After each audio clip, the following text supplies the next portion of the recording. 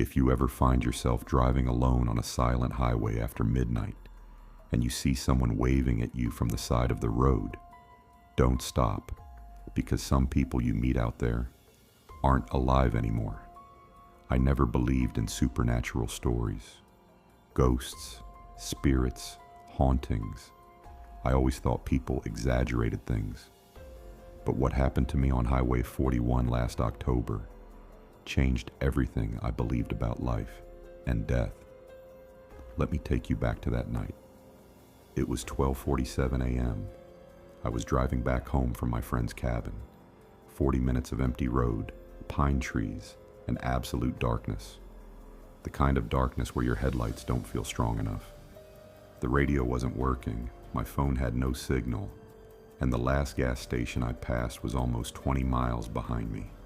But everything was fine, until it wasn't. About 10 minutes into the highway, I noticed something strange. A figure standing near the guardrail. At first I thought it was an animal, a deer maybe, but as I got closer, it wasn't an animal. It was a woman, just standing there in a white shirt, barefoot, and waving at me. Not waving like, help me. More like signaling me to stop. I slowed down for a second, confused. But then something inside me said, don't stop your car. And I drove past her. But as my headlights slid across her face, my stomach dropped. Her eyes weren't moving. They were wide open, staring straight ahead, not blinking, as if she didn't even see me. Or maybe she saw something behind me. I looked in my rearview mirror. She was still standing there, not turning around, not walking away, just frozen. And then she lifted her arm and pointed directly at my car, as if she could still see me. The road suddenly felt colder, the kind of cold that comes from inside your bones. I turned the heat on, but it didn't help. I told myself it was nothing. Maybe she was drunk. Maybe she needed help. But something about her didn't feel right. I kept driving, but 5 minutes later, I saw something that made my entire body go numb. Up ahead, standing near the next curve, was the same woman, same clothes, same posture, same empty stare. There's no way she could have been there, not unless she sprinted across the woods for miles, barefoot. My heart started racing. This time, her head slowly turned toward my car, and she smiled, not a normal smile, a stretched, unnatural smile, as if her cheeks were being pulled by invisible hands.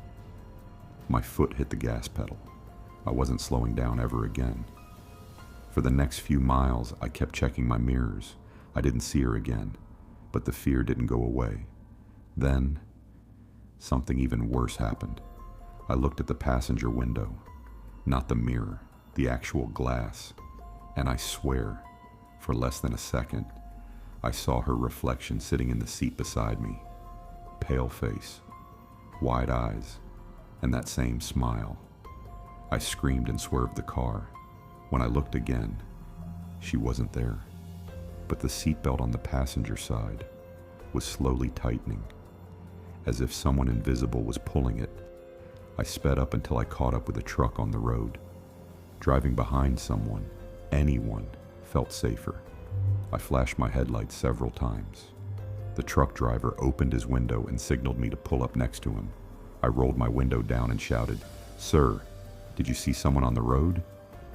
He stared at me with a pale expression.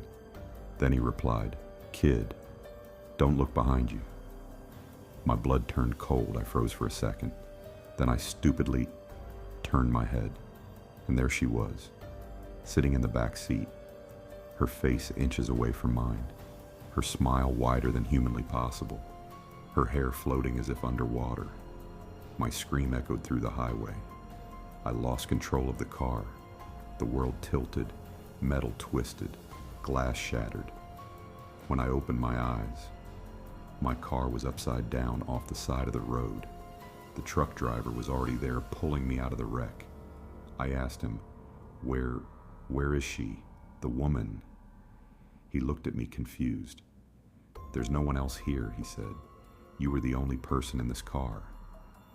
But I know what I saw. I saw her. I felt her presence.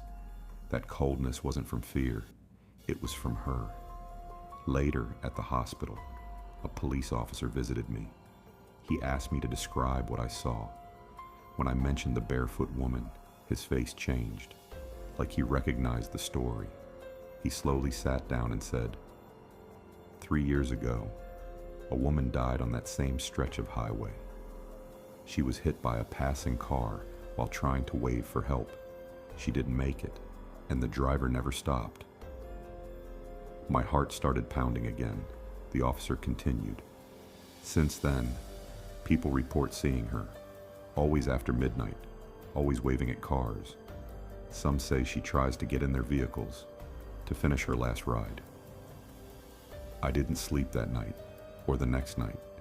Honestly, I still avoid that highway. A month later, I returned to the crash site during the day. The grass was flat where my car rolled, and near the guardrail, I saw something that made my chest tighten. A single barefoot footprint, small, deep in the mud, fresh. I stood there shaking because I finally understood. She wasn't trying to hurt me. She was trying to show me something. Something about the night she died, something unfinished. And every time I drive late at night now, I can't stop thinking about her, about the woman on Highway 41, still waving, still waiting, still searching for the person who never stopped.